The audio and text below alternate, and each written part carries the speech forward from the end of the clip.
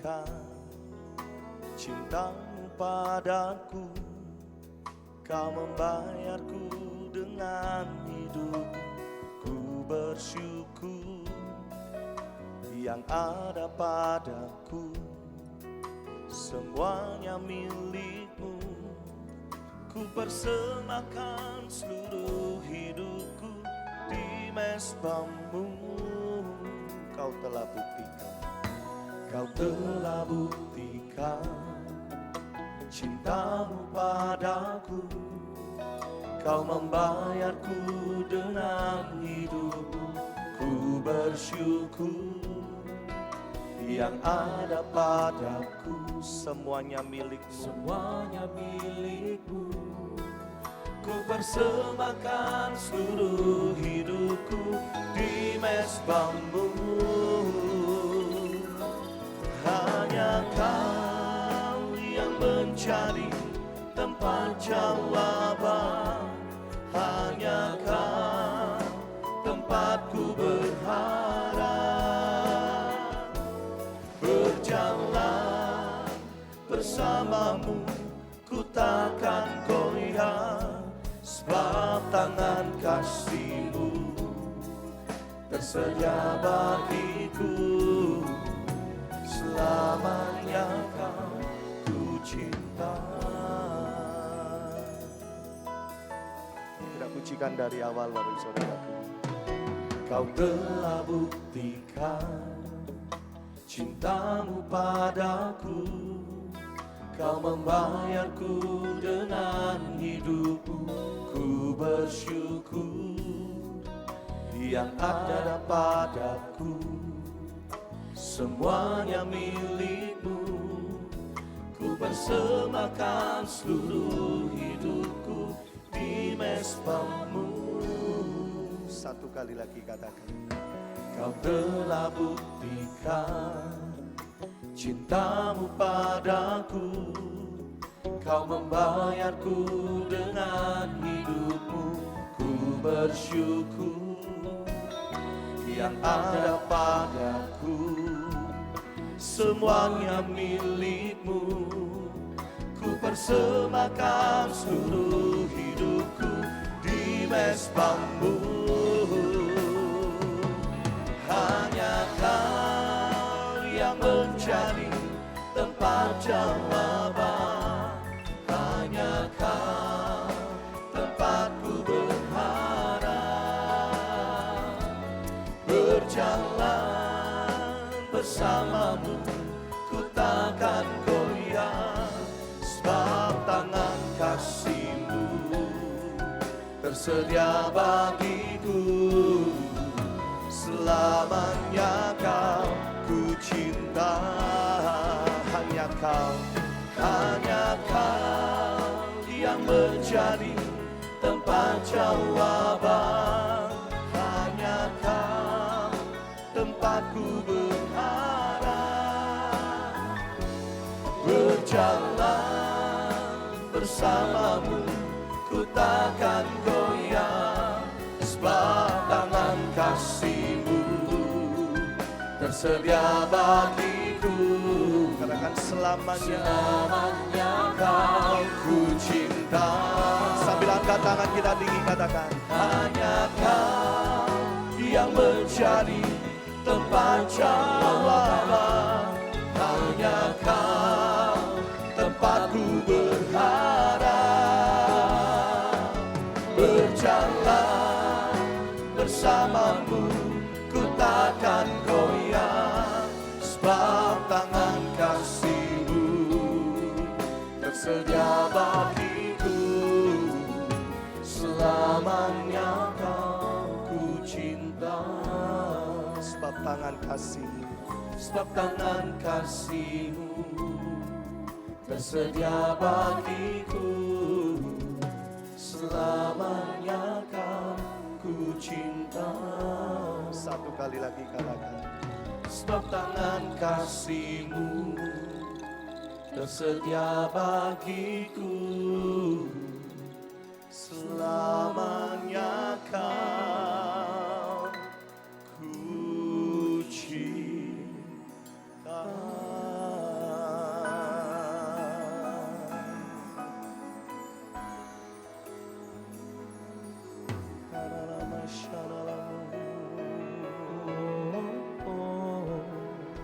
hari ini berapa banyak engkau yang mau mengasihi Tuhan, engkau yang mau mencintai Tuhan lebih lagi.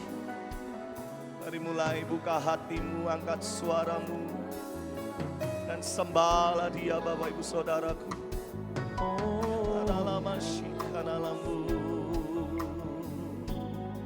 Kami mengasihimu, kami mencintaimu. Haleluya.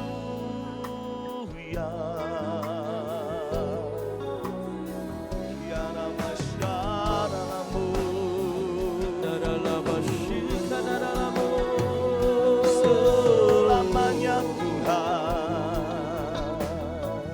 Haleluya. Kami mengasihimu.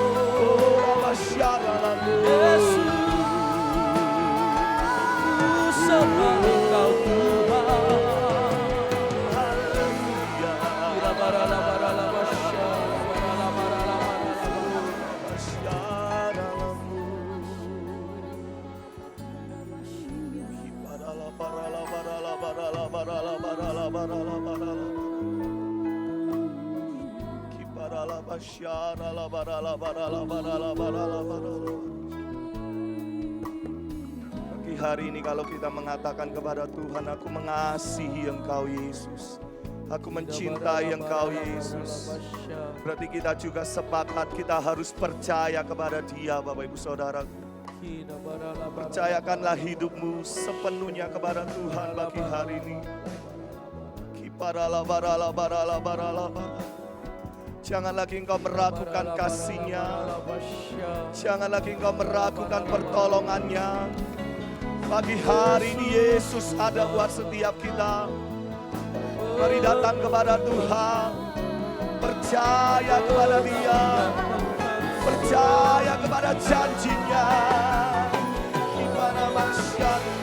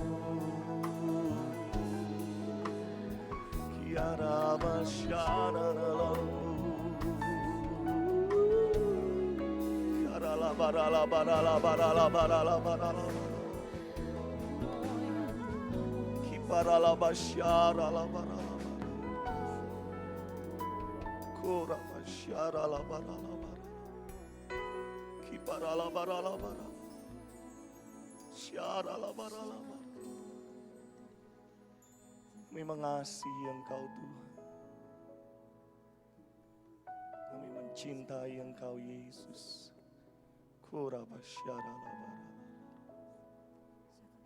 Terima kasih Tuhan.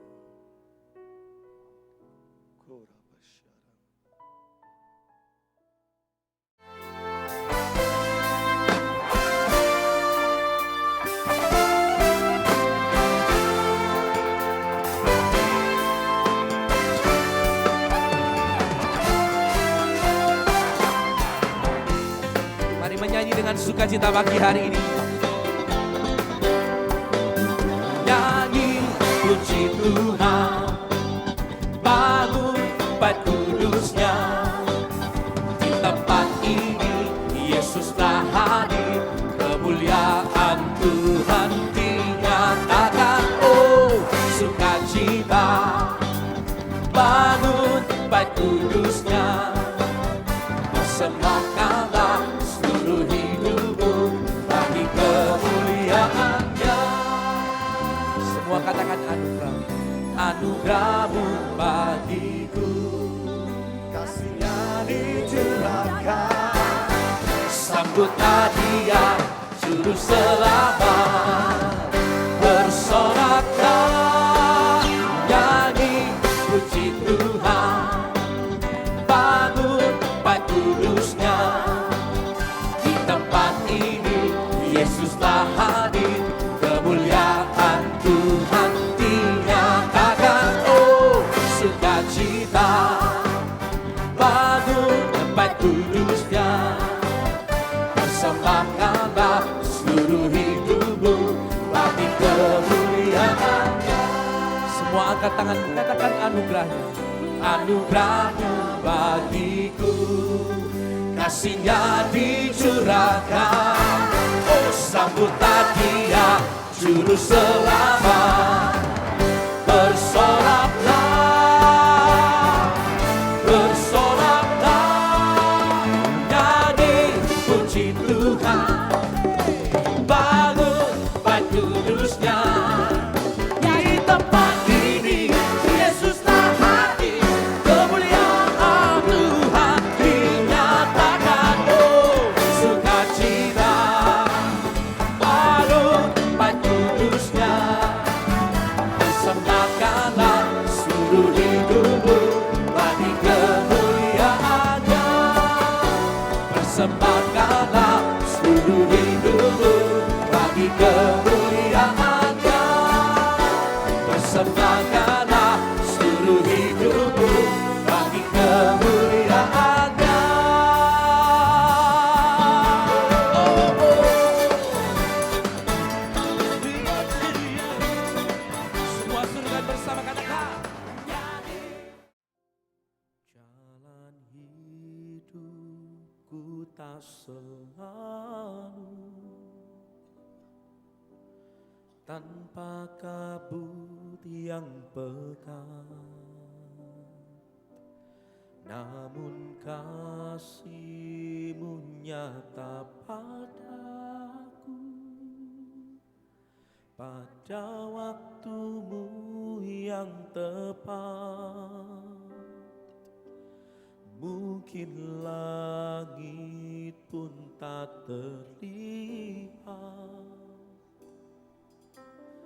tertutup awan tebal, namun hatiku kan tetap kuat oleh janji-Mu yang kekal. Seperti pelangi sehabis hujan, itulah janji setiamu Tuhan. Di balik dukaku telah menanti harta yang tak ternilai dan abadi. Seperti pelangi sehabis hujan, oh itulah janji setiamu Tuhan. Di balik dukaku telah menanti harta yang tak ternilai dan abadi.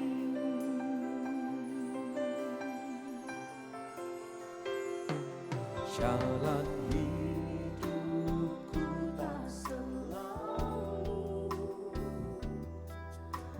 tanpa kabut yang pekat, namun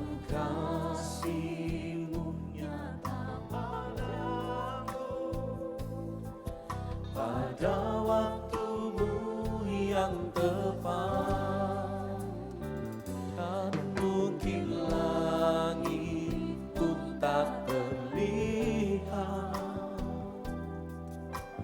tertutup awan tebal, namun hatiku kan tetap kuat oleh janjimu. Mari angkat tanganmu, katakan, seperti pelangi sehabis hujan, itulah janji setiamu Tuhan. Di balik dukaku telah menanti harta yang tak ternilai dan abadi, seperti pelangi sehabis hujan, itulah janji setiamu. Katakan, di balik duka, di balik dukaku telah menanti harta yang tak ternilai dan abadi. Oh, seperti pelangi sehabis hujan, dan itulah janji setiamu. Di balik duka, oh, telah menanti harta yang tak ternilai dan abadi. Oh, seperti pelangi sehabis hujan, oh, itulah janji setiamu Tuhan. Di balik dukaku telah menanti harta yang tak ternilai dan abadi, seperti pelangi sehabis hujan, itulah janji setiamu Tuhan. di balik dukaku Telah menanti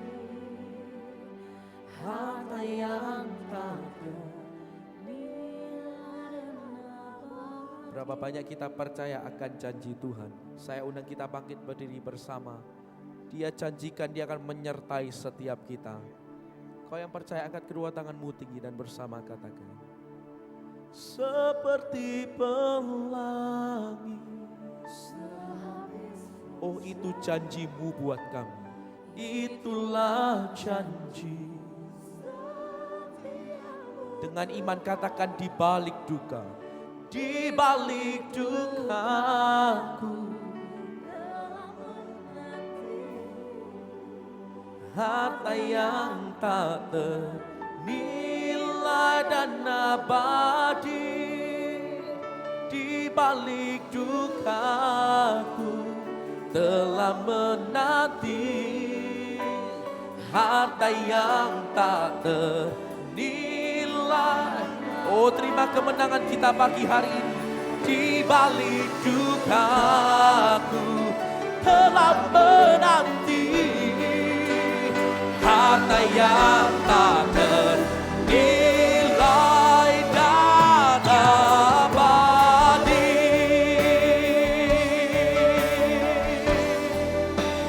Oh, haleluya.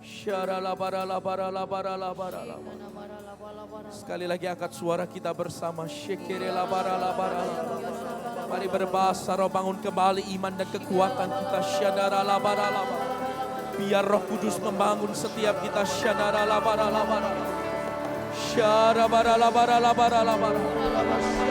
Oh, daralaba, shadaralabo. Shadaralaba, yaralabo. Oh, raba, shadaralabo.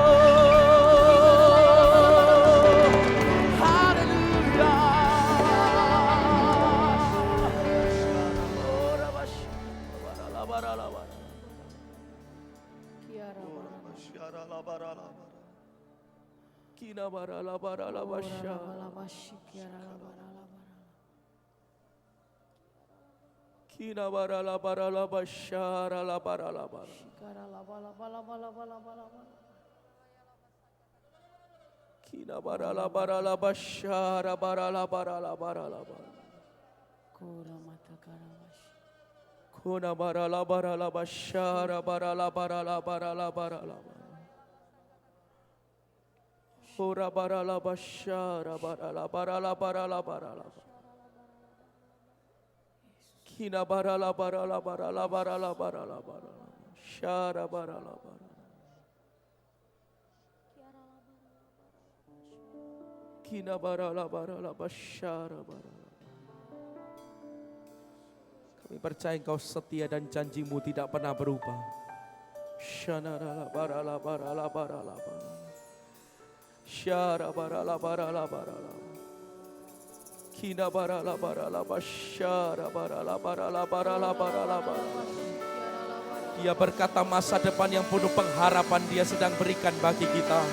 Shadarala barala barala barala.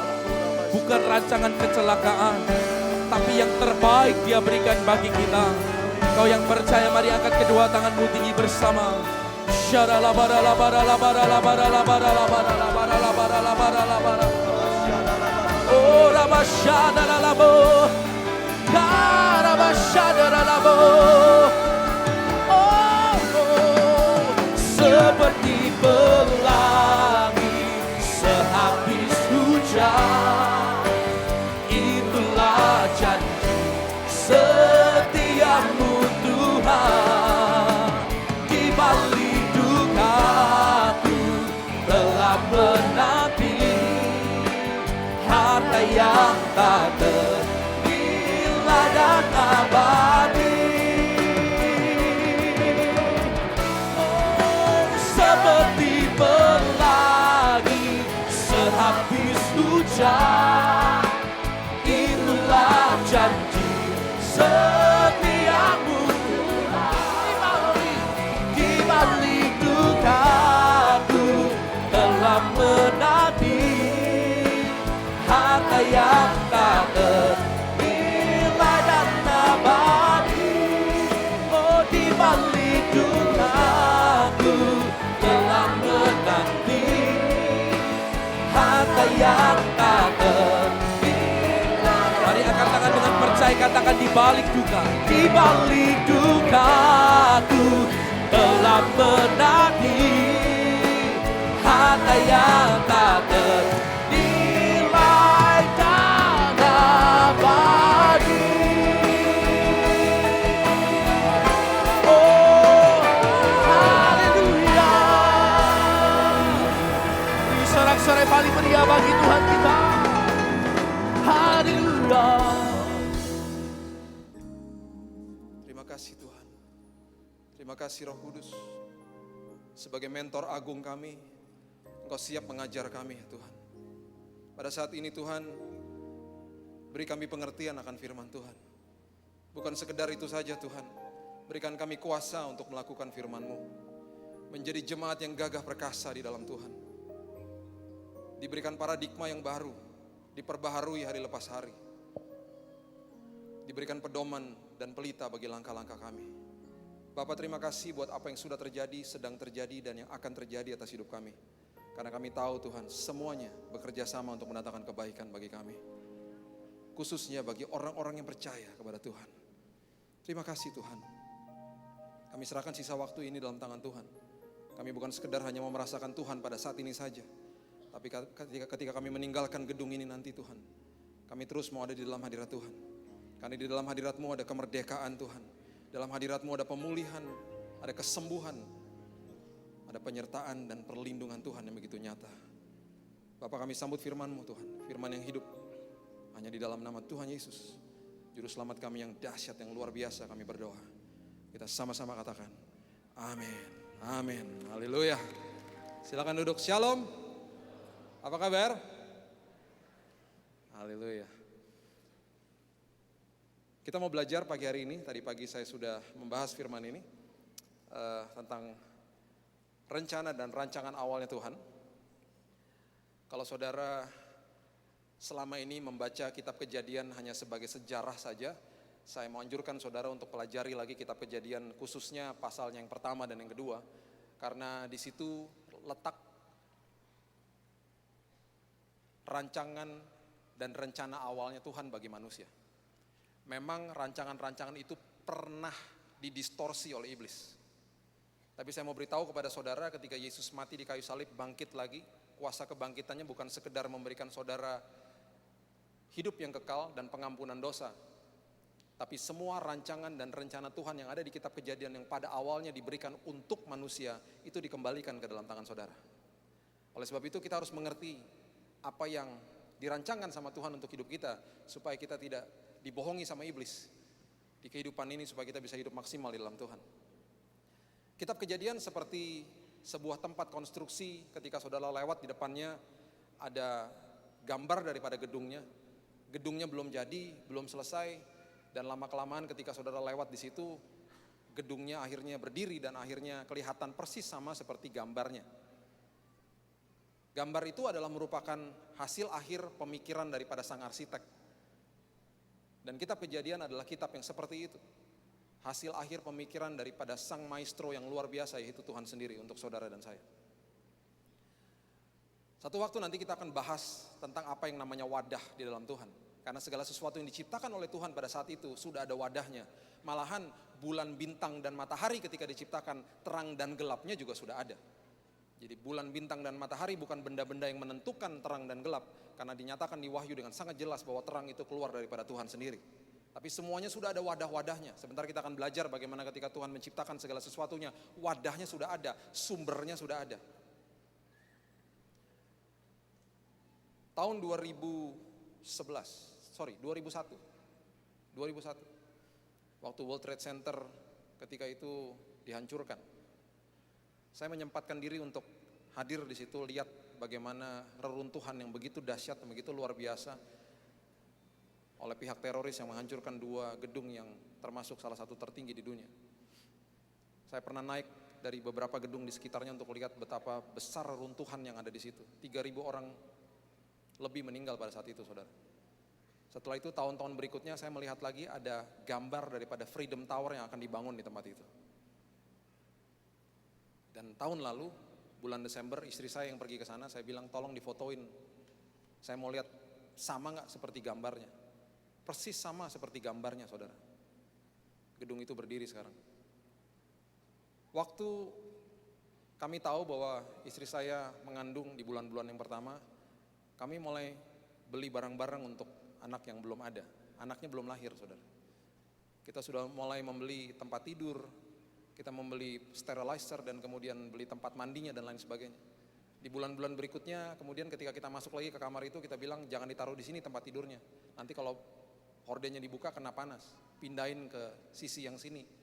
Berikutnya lagi ketika kita lihat lagi tempat tidur itu letaknya nggak begitu baik karena menurut kita kalau AC dinyalain kena AC, kita pindahin lagi dan lain sebagainya. Terus kita atur ruangan itu. Anaknya sudah ada belum? Belum ada. Di bulan yang ke-9 kami masuk ke ruangan itu dan kami berbicara dan saya bilang apakah sudah puas? Sudah baik semuanya? Iya, udah. Sudah siap? Sudah. Anaknya lahir. Dan dia menempati sebuah kamar yang nyaman dan aman bagi dia. Kitab Kejadian seperti itu. Tuhan telah merapihkan segala-galanya. Malahan kalau saudara mempelajari kata kreasi, itu berarti kata yang dari sesuatu yang belum ada dibuat ada, dan sesuatu yang sudah ada diperbaiki, diperhalus oleh Tuhan, sehingga makin nyaman untuk manusia. Dan setelah semuanya ada, manusia diciptakan. Begitu dahsyatnya, begitu luar biasanya rancangan dan rencana Tuhan pada awalnya untuk manusia. Oleh sebab itu, kita harus mengerti untuk apa kita hidup, untuk apa saya diciptakan, kenapa saya ada di muka bumi ini. Amsal 20 ayat yang kelima mengatakan begini, saudara. Amsal 20 ayat yang kelima mengatakan begini. Rancangan di dalam hati manusia itu seperti air yang dalam. The purpose of a man's heart. Tetapi orang yang pandai tahu menimbahnya. Saya percaya di tempat ini semuanya pandai. Kita mengerti tujuannya Tuhan kenapa kita diciptakan. Kenapa kita ada. Saudara ada di dalam jalan yang baik, itu gak cukup, saudara. Kita harus mengenal jalan kebenaran firman Tuhan, bukan sekedar kebaikan saja. Karena di dalam jalan yang baik belum tentu benar. Di dalam jalan kebenaran pasti membawa kebaikan bagi saudara. Kalau saya mau ajak saudara untuk pergi ke Pasuruan, saya mengerti bahwa jalan yang benar itu adalah dari Surabaya, pasti perginya arahnya harus ke selatan. Tapi ketika saudara mengatakan bahwa gak mau ke arah selatan karena jalannya gak baik, lobang-lobang, mau perginya ke utara saja. Karena jalannya lebih baik kalau ke arah utara. Sampai kapanpun saudara tidak akan pernah sampai ke Pasuruan, saudara akan sampai ke Pulau Madura. Tapi ketika saudara arahkan kendaraan saudara ke arah selatan, walaupun gak begitu baik jalannya, tapi itu sudah tahu bahwa itu jalan kebenaran, ujung-ujungnya saudara pasti sampai ke Pasuruan. Di dalam jalan kebenaran pasti membawa kebaikan bagi saudara. Makanya firman Tuhan mengatakan, carilah dahulu kerajaan Allah dan kebenarannya, bukan kebaikannya, kebenarannya, dan segala sesuatu akan ditambahkan dalam hidupmu. Saudara, manusia suka rasa nyaman tinggal di dalam zona nyaman. Di dalam zona nyaman manusia akan rasa sangat enak dan sangat nyaman. Dan seringkali manusia tidak mau kemana-mana. Nanti saudara baca sendiri di rumah di kitab Esra dan Nehemia. Bagaimana seorang yang bernama Nehemia yang begitu dahsyat, begitu luar biasa. Dikirim sama Tuhan pulang ke rumahnya untuk membangun tembok Yerusalem. Tapi sebelum itu, sebelum dia melakukan panggilan Tuhan dalam hidupnya, dia hidup di dalam zona yang sangat luar biasa nyamannya. Nehemia adalah seorang Yahudi dari kota Yerusalem yang tinggal di negara Persia pada saat itu. Dan negara Persia sekarang zaman modernnya adalah Iran. Dia bekerja di bawah kepemerintahan Raja Artasasta namanya pada saat itu, saudara. Bekerja di bawah kepemerintahan Raja Artasasta, dia menduduki jabatan yang sangat luar biasa pentingnya pada saat itu menjadi juru minumnya raja. Juru minumnya raja. Berarti kalau juru minumnya raja, dia tinggal di dalam istana. Karena itu adalah kulturnya orang-orang pada saat itu. Tinggal di dalam istana, tinggal dekat raja, malahan dikasih tahu kalau saudara pelajari sejarahnya, kalau ada meeting demi meeting dia diundang untuk hadir. Karena diminta nasihatnya. Karena apa? Juru minum itu dekat sekali dengan raja. Dia bisa membunuh raja. Semua keamanan, bagian makanan dan lain sebagainya, khususnya minuman itu dipegang oleh dia.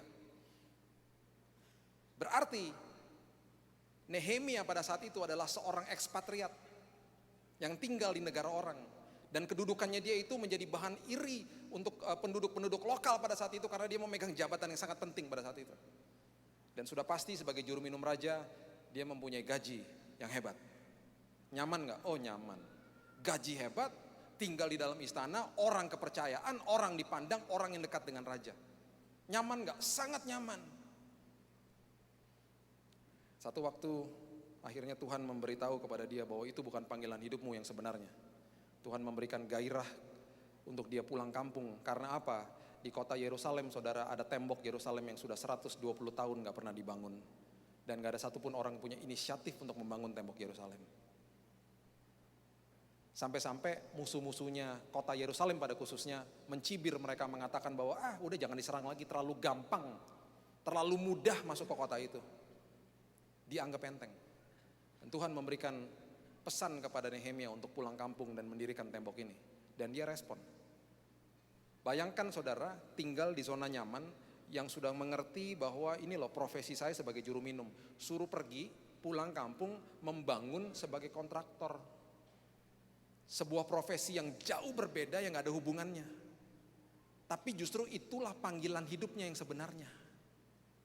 Setiap kali orang mau pindah dari zona nyaman masuk ke dalam zona kekuatannya, pasti nggak enak, pasti sulit.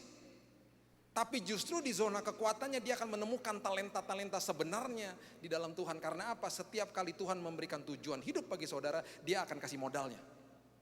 Setiap kali mobil harus pergi ke titik A, ke kota A, dia harus punya modal, dia harus punya ban yang baik, mesin yang baik, bensin yang cukup untuk sampai ke kota itu dengan baik dan benar.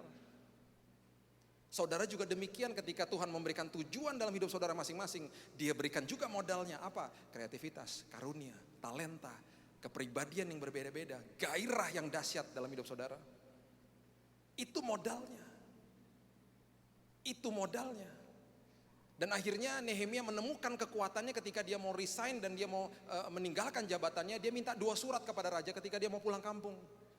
Dia bilang begini, raja saya minta 2 surat ya. Surat yang pertama supaya saya bisa membeli materi murah supaya bangun tembok itu. Surat yang kedua saya minta supaya kalau ada apa-apa di jalan, keamanan saya terganggu, saya bisa ada surat ini referensi dari raja bahwa saya kerja buat raja ya. Udah akhirnya pulang. Sampailah dia di kota Yerusalem. Di sana dia menemukan lagi kekuatannya, dia juga pasti terkaget-kaget sendiri pasti. Karena dia tahu dan akhirnya dia berpikir, iya ya, kalau membangun tembok, ini kan musuh banyak. Musuh kan berkata bahwa oh itu temboknya udah hancur bertahun-tahun, ratusan tahun. Ini lagi mau dibangun, mumpung belum selesai kita serang yuk. Berarti butuh pengamanan. Butuh pengamanan. Jadi dia bangun tim yang mengamankan. Satu timnya lagi bekerja untuk membangun. Satu timnya lagi istirahat. Besoknya diputar. Dirotasi tim-tim ini. Terus dilakukan ini. Dan hal yang luar biasa terjadi. Dalam waktu hanya 52 hari. Tembok Yerusalem rampung dibangun. Selesai dibangun. Dan pasti banyak orang pada saat itu mengatakan begini. Ih tahu gitu kita aja yang bangun ya. Cuman segampang itu dan semudah itu dan gak terlalu lama ya. Gak sampai 3 bulan selesai. Setiap kali orang pindah dari zona nyaman masuk ke dalam zona kekuatan, bukan sekedar dia diberkati, orang lain diberkati saudara.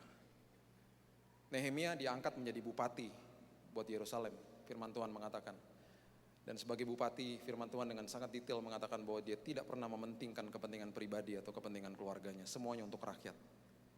Bagi saya orang yang tinggal di Jakarta, Tuhan mengirimkan sosok Nehemia buat kota Jakarta yang namanya Ahok. Dia tinggal di Bangka Belitung, tempat yang sangat nyaman bagi dia. Kekayaannya sudah berlimpah dan ngapain pindah ke kota Jakarta, ke kota Batavia, ke kota Betawi, ngurusin orang Betawi yang gak ada aturannya seperti saya ini. Macet di mana-mana, banjir di mana-mana, kumuh di mana-mana. 16 juta kendaraan saudara di sana, 12 jutanya motor.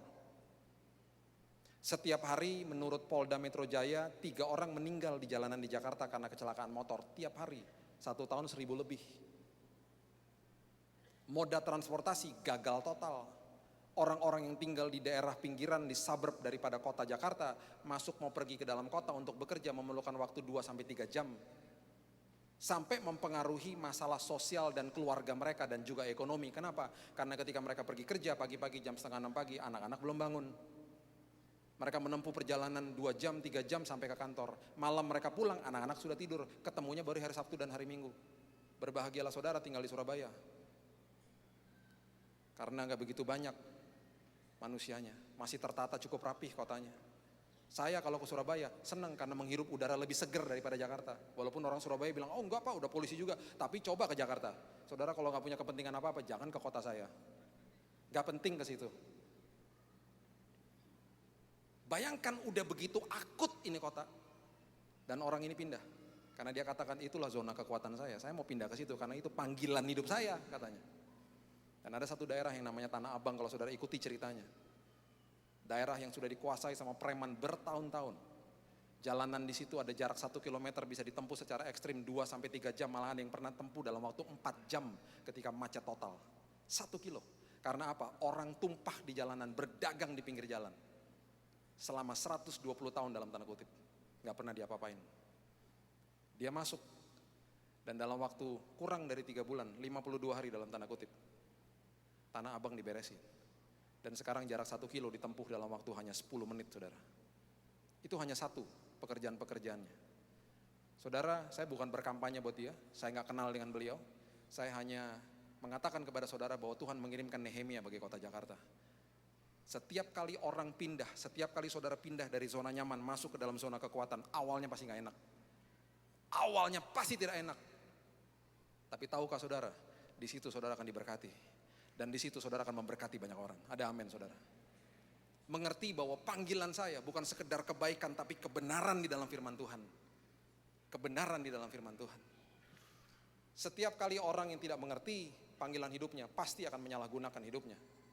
Keponakan saya dibelikan hamster 4 sama ayahnya. Umurnya masih 6 tahun waktu saat itu. Saudara tahu hamster ya? Tahu ya? Ada yang iya, ada yang enggak, ada yang... Saya nggak tahu lagi bahasanya apa lagi. Tikus yang kecil-kecil itu yang putih-putih lah pokoknya ya. Harganya waktu itu dibelinya cukup mahal saudara, 150.000. Jadi kalau 3 berarti 450.000. Dalam 1 hari mati 3-3-nya saudara. Karena anak 6 tahun ini tidak mengerti cara mengelola hamster dengan baik. Nggak ngerti purpose, tujuannya punya hamster seperti apa. Jadi akhirnya waktu diberikan hamster, dia ini mandi, habis selesai mandi dia keluar, dia pikir begini, kalau saya mandi dan saya harus bersih, berarti hamster juga harus dibersihin. Dia masukin hamsternya ke kamar mandi, dicemplungin ke bak mandi, bukan sekedar dimandiin di bak mandi, disikat sama sikat gigi. Dan akhirnya waktu hamsternya mati, bukan matinya normal, matinya kejang-kejang saudara, mati 3-3-nya. Dan waktu papanya pulang dia bilang begini, shh, jangan berisik. Kenapa? Hamster lagi bobo. Papanya lihat, itu gak bobo, itu mati sayang. Dia baru sadar, mati ya? Iya, nangis dia. Minta lagi pak, enggak. 450.000 hilang begitu saja. Anak saya juga lebih parah lagi. Waktu itu dia umur 4 atau 5 tahun. Mbaknya salah juga taruh handphone di dalam kamar mandi. Pengertiannya dia adalah kalau handphone kotor atau barang apapun yang kotor harus dibersihin. Pakai air bersihinnya. Handphonenya sebenarnya gak kotor, cuman beret-beret. Cuman karena dipikir kotor dimasukin ke dalam bak mandinya dia. Disikat sama dia. Waktu selesai disikat handphonenya kinclong, saudara, bersih banget. Tapi gak bisa nyala. Yang gantiin saya. Karena gak ngerti tujuannya untuk apa. Kursi yang saudara duduki diciptakan sama pabriknya untuk diduduki. Dibuat senyaman-nyamannya ketika saudara duduk, saudara nyaman di situ. Tapi berapa banyak di antara kita yang sampai di rumah kita ketika kita mau betulin atau ganti bohlam lampu di dalam rumah dan kita cari-cari tangga nggak ada, yang kita naikin apa? Kursi. Kalau dia bisa berteriak, dia akan berteriak, bau kakimu, jangan naik-naik ah. Setiap kali manusia nggak mengerti purpose, tujuan hidupnya, dia akan menyalahgunakan hidupnya saudara. Nah, saya mau ajak saudara ke kitab Kejadian. Bagaimana dahsyatnya, luar biasanya Tuhan menciptakan pada awalnya. Hanya sebagian yang saya bisa berikan kepada saudara karena mengingat waktu. Tapi saudara, saya anjurkan untuk membaca lagi. Dan saudara kalau mau membaca kitab Kejadian, rancangan awalnya Tuhan, baca juga kitab Yesaya. Karena Yesaya adalah kitab yang menjelaskan tentang kitab Kejadian. Malahan sebelum Kejadian pasal yang pertama dijelaskan di kitab Yesaya. Dan juga kitab Yesaya adalah kitab yang menjelaskan apa yang akan terjadi sampai hari ini. Nubuatan demi nubuatan ada di dalam kitab itu. Buka bersama-sama saya di Kejadian pasal yang pertama, ayat yang ke-26. Kejadian pasal yang pertama, ayat yang ke-26. Dikatakan begini saudara. Berfirmanlah Allah, baiklah kita menjadikan manusia menurut gambar dan rupa kita. Supaya mereka berkuasa atas ikan-ikan di laut, burung-burung di udara, atas ternak dan atas seluruh bumi dan atas segala binatang melata yang merayap di bumi. Nah ini dibagi dalam 2 frase. Ini dibagi dalam 2 bagian. Dan kata sambungnya adalah kata supaya yang sangat luar biasa pentingnya saudara mengerti kata supaya itu karena begini. Arti kata supaya adalah therefore atau oleh sebab itu kalau nggak lakukan bagian A nggak bisa lakukan bagian yang B. Berarti bagian yang A-nya adalah berfirmanlah Allah, baiklah kita menjadikan manusia menurut gambar dan rupa kita. Itu harus ngerti dulu, itu adalah identitas saudara dan saya. Identitas. Ngerti identitas saya supaya bagian yang keduanya itu berbicara soal kehidupan. Supaya saudara dan saya bisa berkuasa atas kehidupan ini. Kalau nggak ngerti identitas kita, sebaliknya terjadi. Kehidupan ini berkuasa atas kita. Saudara, kalau bingung tentang identitas, inilah ayat pertama di dalam firman Tuhan yang menjelaskan bagaimana ketika Tuhan menciptakan manusia. Saudara, waktu lahir diberikan nama. Kita semua diberikan nama di tempat ini. Nama itu semu, saudara. Identitas yang diberikan manusia itu semu. Karena apa? Nama aja bisa diplesetin. Saya punya teman SMA karena ada janggutnya dipanggilnya Embe, saudara. Sampai-sampai waktu kita telepon ke rumahnya, mamanya yang kasih capek-capek kasih nama baik bagus-bagus buat dia juga ikut-ikutan. Tante, Embe ada nggak? Oh, Embe lagi mandi. Pas teman-teman SMA main ke rumahnya, mamanya buka pintu, dia lihat, oh teman-teman SMA, Embe-nya nggak ada, katanya gitu. Mamanya ikut-ikutan, panggil-panggil namanya Embe. Kemarin karena ada sosial media dan lain sebagainya, tahun lalu ada reuni. Sudah berpuluh-puluh tahun gak ketemu kan? Semuanya penasaran karena mau ketemu sama si Embe. Kenapa? Karena semuanya lupa nama aslinya Embe. Yang inget cuman pasti itu ada A-nya namanya Adi, Ardi, Andi, siapa yang namanya? Ada A-nya deh pokoknya, semua gak ada yang inget. Karena kebiasaan panggil Embe. Dan malam hari itu yang menyebalkan juga karena Embe-nya gak datang. Jadi kita nggak pernah tahu nama aslinya dia. Tiba-tiba ada teman yang datang. Tahu nggak? Dia tuh ternyata ada di Facebook loh. Oh iya, buka. Lihat nama benernya siapa? Apaan? Nggak bisa juga. Di Facebook namanya Embe juga. Ya ampun. Udah berpuluh-puluh tahun dia malahan menyebut dirinya Embe juga. Dan akhirnya saudara makin besar. Negara memberikan identitas kepada saudara. Kita diberikan nomor KTP. Ada yang hafal nomor KTP nggak? Oh, saya hafal 095005 1201680289. Luar biasa kan? Makanya jangan ada rambut. Biar nancep di sini. Tapi nggak tahu cuman itu doang yang saya hafal. Istri saya bilang karena saya keseringan ngisi voucher undian. Voucher undian kan ada nomor KTP.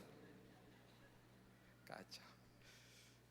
Nomor KTP, identitas, password apapun juga bisa dicuri sama manusia.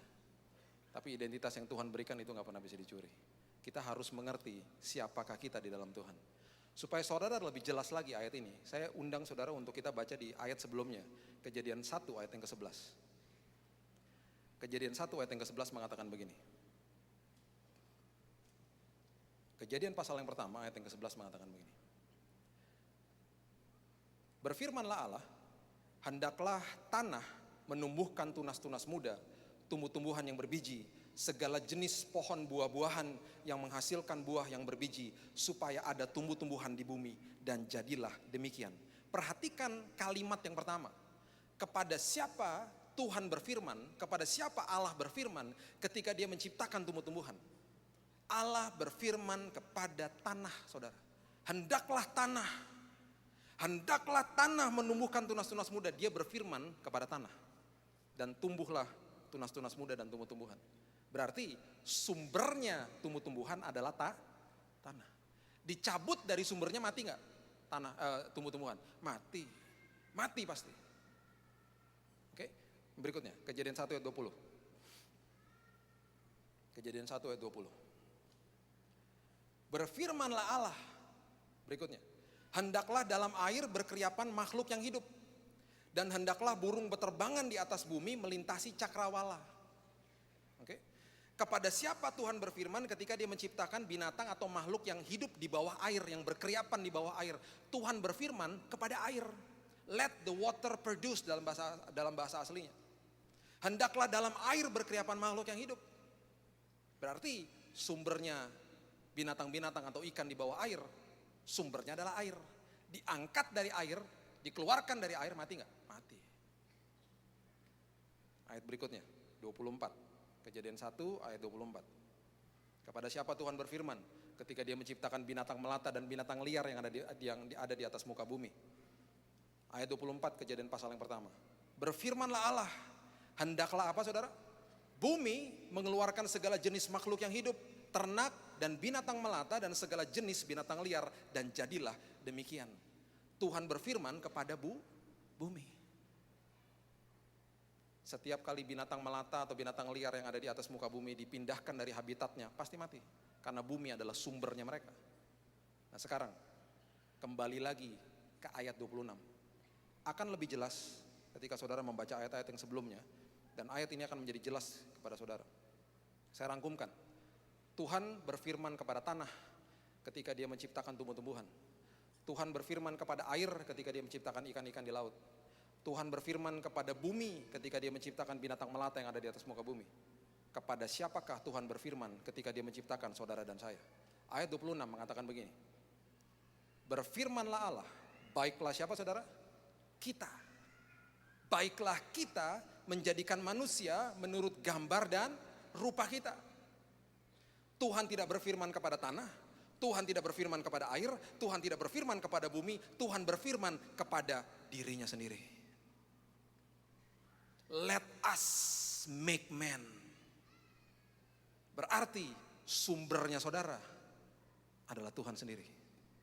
Bahan bakunya memang tanah, tapi sumbernya adalah Tuhan. Berarti kalau ada kerusakan di dalam sini, yang bisa beresin hanya Tuhan. Keluar dari rancangannya Tuhan, gak akan bisa hidup, gak akan bisa maksimal di dalam Tuhan. Karena sumbernya adalah Tuhan sendiri. Itulah identitas saudara dan saya. Mobil Toyota rusak harus dibawa ke bengkelnya Toyota. Mobil Honda rusak harus dibawa ke bengkelnya Honda. Ada kerusakan di dalam sini, harus lari ke penciptanya. Jangan cari jawaban di mana-mana, gak akan menemukan jawaban itu. Dan Alkitab yang saudara pegang adalah buku manualnya. Karena Tuhan berfirman kepada dirinya sendiri. Begitu istimewa, begitu dahsyatnya saudara dan saya. Sebagai makhluk ciptaan yang paling agung, diberikan identitas yang sangat dahsyat.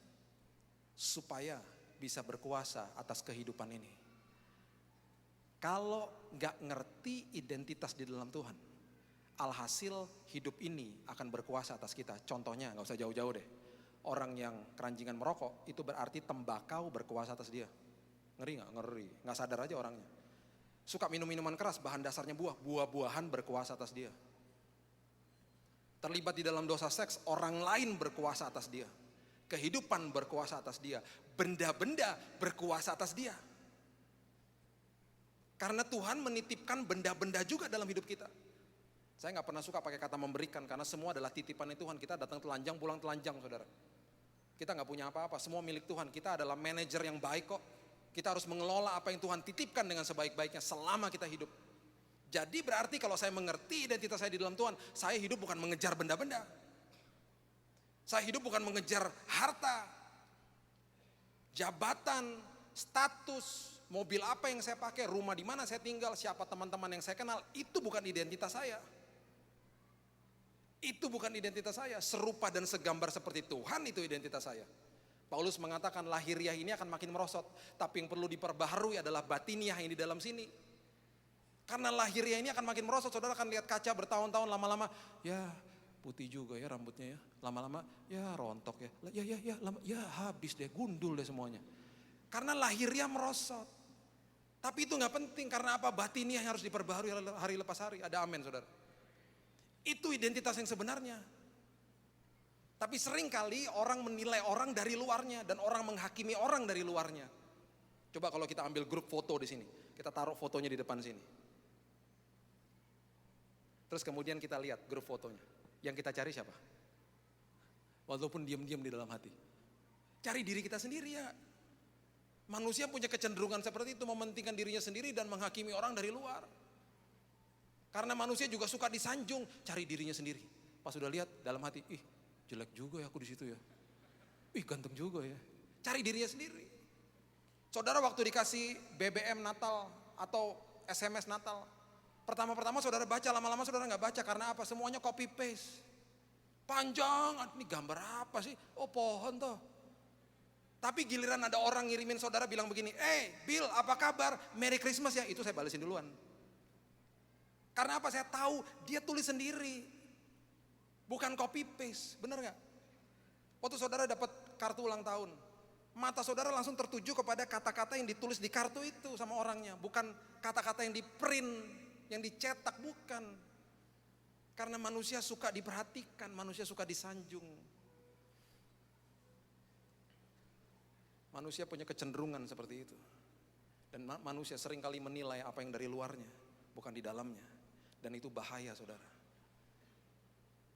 Saya kalau bawa mobil yang ber-MM, harganya 5M, mobilnya mewah, mobil sport masuk ke dalam sebuah mall, boleh gak parkir depan pintu? Boleh, karena mobilnya mahal, mobilnya bagus. Tapi giliran saya datang dan saya bawa mobil yang harganya cuman berapa puluh juta yang udah butut tahun 80-an. Saya datang lagi besoknya, Pak boleh parkir nggak Pak? Saya orangnya sama loh, yang kemarin saya orang kaya banget nih Pak. Gitu. Gak bisa Pak, mobilnya kenapa nggak dibawa yang kemarin aja sih Pak? Ya gantian lah Pak, mobil saya kan banyak, ada juga yang butut Pak. Parkir depan ya Pak ya? Nggak boleh Pak, basement Pak. Karena apa yang dinilai hartanya. Bahaya saudara. Dan akhirnya kita menilai orang juga dari luarnya. Saya pernah berdiri di depan, di pinggir jalan dengan teman saya setelah selesai komsel berapa puluh tahun yang lalu. Teman saya orang Ambon, lebih gelap dari saya. Gak ada satupun taksi mau stop jam 11 malam. Semua taksi begini supirnya.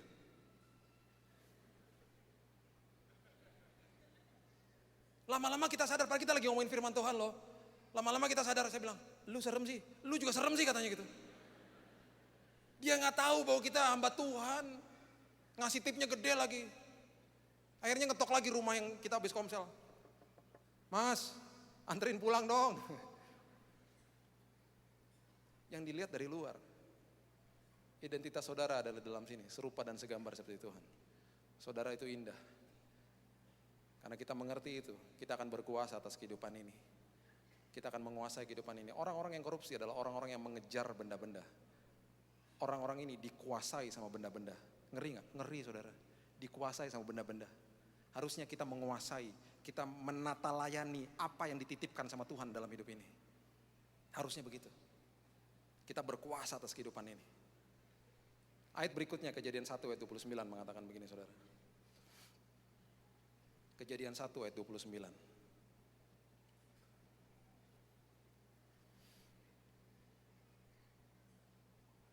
Berfirmanlah Allah, lihatlah aku memberikan kepadamu segala tumbuh-tumbuhan yang berbiji di seluruh bumi. Dan segala pohon-pohonan yang buahnya berbiji, itulah akan menjadi makananmu. Ayat ini berbicara soal kebutuhan dasar manusia. Setiap hari dalam hidup saudara, Tuhan sudah menyiapkan kebutuhan dasar saudara. Pada awalnya ketika manusia diciptakan, Tuhan menyediakan kebutuhan dasar manusia. Makananmu, kebutuhan dasarmu setiap hari sudah aku siapkan. Kalau kita kembali kepada ayat ini, kita mengerti bahwa memang ayat ini pernah didistorsi sama iblis. Pernah. Dan ketika ayat ini didistorsi sama iblis, manusia mengenal kata yang namanya ketakutan, kekhawatiran, dan lain sebagainya. Saya mau beritahu kepada saudara, kebangkitan Yesus bukan sekali lagi, bukan sekedar memberikan kehidupan kekal dan pengampunan dosa.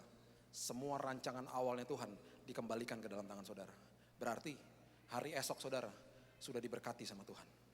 1 jam dari sekarang, 1 tahun dari sekarang, 2 tahun dari sekarang, Tuhan sudah ada di masa depan saudara, menyiapkan hal-hal dahsyat bagi saudara. Gak usah takut lagi. Karena rancangan dan rencana awalnya seperti itu. Memang manusia akhirnya jadi ketakutan. Kita mengenal kalau kita belajar manajemen 101, marketing 101, itu ada yang namanya Abraham Maslow. Ahli psikolog dan sosial budaya, dia mengatakan bahwa kebutuhan dasar manusia adalah apa? Pakaian, makanan, minuman, aktualisasi diri, tempat tinggal, dan lain sebagainya. Dan akhirnya manusia terperangkap dengan hal-hal seperti itu, dan manusia akhirnya pergi kerja setiap hari untuk ngejar gaji. Karena ketika saya dapat gaji, berarti saya bisa mencukupi kebutuhan dasar saya. Dan manusia jadi stres, karena gak enjoy life, gak menikmati hidup ini, karena gak ngerti dibohongi sama iblis. Saya paling kasihan sama hari Senin. Karena hari Senin adalah hari yang paling dibenci sama banyak orang. Hari Senin kalau bisa bicara dia akan bilang, saya gak mau jadi hari Senin. Kalau bisa saya jadi hari Jumat. Hari Jumat sering banget ngata-ngatain hari Senin. Rasain loh. Aku dong jadi aku enak. Setiap kali orang menginjakkan hidupnya di hariku, wah mereka bahagia semuanya. Karena apa? Weekend. Kita kalau masih pagi gini masih oke kebanyakan. Karena masih hari Minggu masih oke kan, udah mulai habis pekannya gitu ya, akhir pekannya.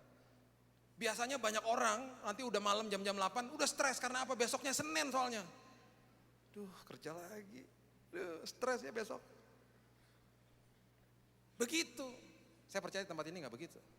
Banyak orang begitu, jam 8 malam aduh besok kerja lagi, karena apa? Ngejar gaji. Baca bersama-sama saya di Matius pasal yang ke-6, ayatnya yang ke-25 sampai 26 mengatakan begini. Matius 6 ayat yang ke-25 sampai 26. Saya harus berhati-hati menjelaskan ini kepada saudara, supaya saudara menangkapnya dengan baik dan benar. Karena ayat ini harus dimengerti dengan baik dan benar. Matius 6 ayat 25-26 mengatakan begini, karena itu aku berkata kepadamu, janganlah khawatir akan hidupmu. Ini Yesus yang ngomong loh saudara. Oke. Akan apa yang hendak kamu makan atau minum. Dan janganlah khawatir pula akan tubuhmu, akan apa yang hendak kamu pakai. Bukankah hidup itu lebih penting daripada makanan, dan tubuh itu lebih penting daripada pakaian. Pandanglah burung-burung di langit yang tidak menabur dan tidak menuai dan tidak mengumpulkan bekal dalam lumbung, namun diberi makan oleh Bapamu yang di surga. Bukankah kamu jauh melebihi burung-burung itu? Nah, setelah baca ayat ini bukan ngajarin saudara jadi malas. Oh gitu, burung-burung aja dipelihara sama Tuhan. Kita gak usah ngapa-ngapain, jangan khawatir kok kata firman Tuhan tentang hidup ini. Tenang aja, tenang, gak usah kerja malahan. Tenang Tuhan, mujizat terjadi Tuhan, mujizat terjadi. Bukan. Ayat ini dijelaskan sama Yesus supaya kita merubah paradigma kita, merubah motivasi kita ketika kita pergi beraktivitas, maksudnya begitu. Kita harus mengerti bahwa kebutuhan dasar saya sudah dipenuhi sama Tuhan. Ayat ini adalah ayat yang berkesinambungan dengan Kejadian 1 ayat 29 tadi. Bahwa segala sesuatu sudah disiapkan sama Tuhan, jangan takut.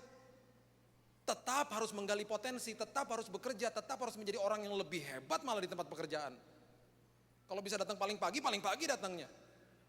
Memberikan contoh dan integritas yang luar biasa di tempat pekerjaan.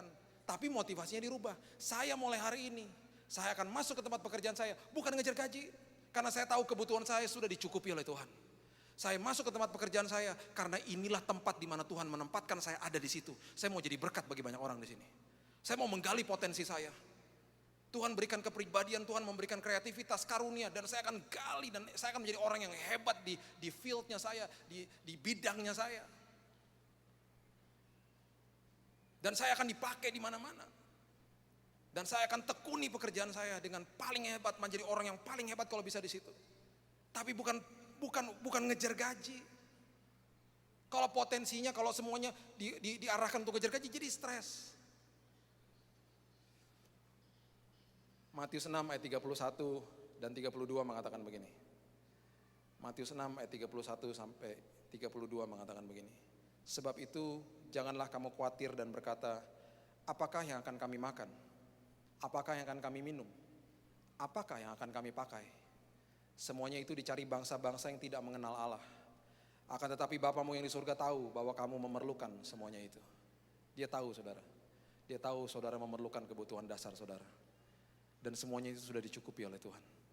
Perhatikan ayat yang terakhir, ayat 33 mengatakan begini. Tetapi carilah dahulu kerajaan Allah dan kebenarannya. Maka semuanya itu akan ditambahkan kepadamu. Kata ditambahkan di situ artinya adalah saudara nggak layak terima, tapi ditambahkan, diberikan sama Tuhan. Dan kata ditambahkan di situ arti yang tepatnya adalah dimultiplikasi malahan sama Tuhan.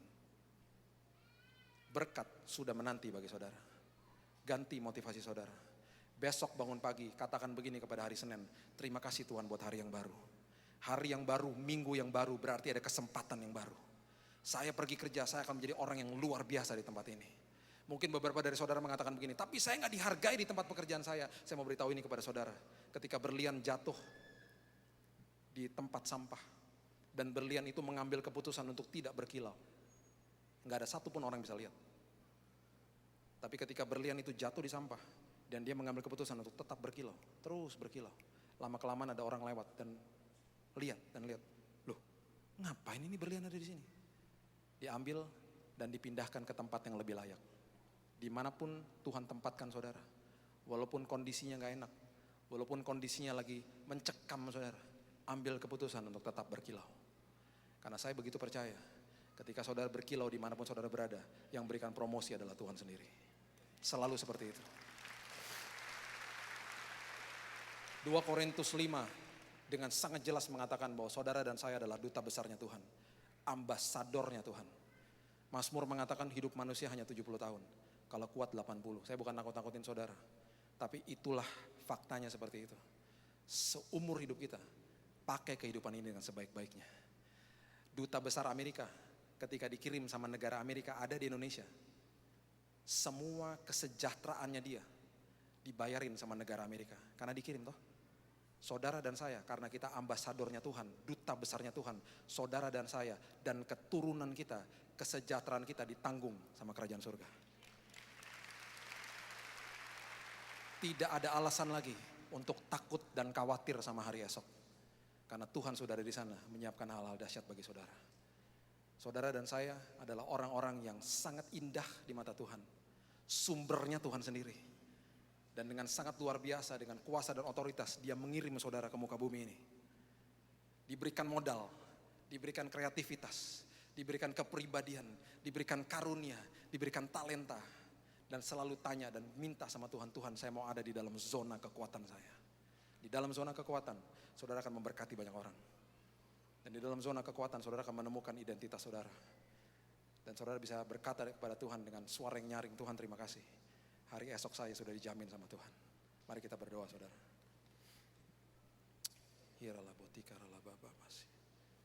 Bapak terima kasih Tuhan. Terima kasih buat rancangannya Tuhan. Terima kasih buat rencana awal yang Tuhan begitu indah dalam hidup kami. Terima kasih Tuhan buat pagi yang indah ini. Kami belajar bagaimana Engkau menciptakan manusia pada awalnya. Dan itu semua rencana tidak pernah gagal Tuhan. Rencana Tuhan tidak pernah gagal. Sampai hari ini ketika kami menikmati kuasa kebangkitan, kami barusan merayakan kenaikan Tuhan. Kuasa kebangkitan itu Tuhan memampukan kami kembali ke dalam rancangan awalnya Tuhan. Mengerti siapa kami di dalam Tuhan. Engkau berfirman kepada dirimu sendiri Tuhan ketika Engkau menciptakan kami. Bukan kepada tanah, bukan kepada air, bukan kepada bumi. Kepada dirimu sendiri. Begitu spesialnya kami. Begitu dahsyatnya kami Tuhan. Karena sumber kami adalah Tuhan sendiri. Oleh sebab itu Tuhan ketika ada kerusakan di pagi hari ini. Di dalam hati kami Tuhan. Kami mau lari kepada Tuhan. Engkau sumbernya Tuhan. Engkau yang sanggup memperbaiki. Terima kasih Tuhan. Alkitab adalah buku manual kami. Dan kami mengerti Tuhan. Bahwa kami akan menguasai kehidupan ini dengan sebaik-baiknya. Menguasai apapun yang Tuhan titipkan dalam hidup ini. Menata layani dengan sebaik-baiknya. Dan pada akhirnya kami mengerti bahwa hari esok kami sudah diberkati oleh Tuhan. Sudah diberikan hal-hal yang dahsyat oleh Tuhan. Tuhan sudah ada di sana menyiapkan hal-hal luar biasa. Terima kasih Tuhan kami sebagai ambasadornya Tuhan. Sebagai duta-duta besarnya Tuhan. Nanti suatu kelak kami akan dipanggil pulang. Kami bisa bertanggung jawab. Dan selama kami masih ada di muka bumi ini, kami percaya bahwa kesejahteraan kami ditanggung oleh kerajaan surga. Terima kasih Tuhan. Kami terima firman Tuhan. Hamamu dibatasi waktu, tapi firman Tuhan gak pernah dibatasi waktu. Nanti kalau kami pulang, firman ini terus berbicara. Firman ini menguatkan, firman ini memberikan pedoman dan pelita bagi langkah-langkah kami. Kami terima firman yang hidup. Dan kami akan menjadi jemaat yang berkemenangan di dalam Tuhan. Hanya di dalam nama Tuhan Yesus kami berdoa. Kita sama-sama katakan, amin. Haleluya. Jadikan aku indah yang kau pandang mulia, seturut karyamu di dalam hidupku. Ajarku berharap hanya kepadamu, taat dan setia kepadamu Tuhan. Oh, jadikan aku indah kapan kamu lihat, seturut karyamu di dalam hidupku. Ajarku berharap hanya kepadamu, taat dan setia kepadamu Tuhan. Taat dan setia, taat dan setia, oh, taat dan setia kepadamu Tuhan. Setia berikan sorak-sorak teriak bagi Yesus Tuhan.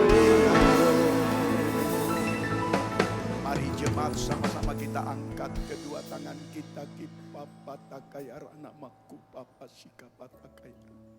Jemaat yang dikasihi Tuhan, terimalah anugerah rahmat daripada Bapa, kasih-Nya dalam Yesus, kekuatan kuasa-Nya dalam Roh-Nya yang kudus, untuk terus menaungi, membimbing, menyertai dan memberkati kita semua sepanjang hari ini hingga Maranatha Yesus datang, bahkan sampai selama-lamanya. Dalam nama Yesus, semua yang percaya bersama-sama dengan saya berkata, amin. Dialah sumber kekuatan buat setiap kita, amin.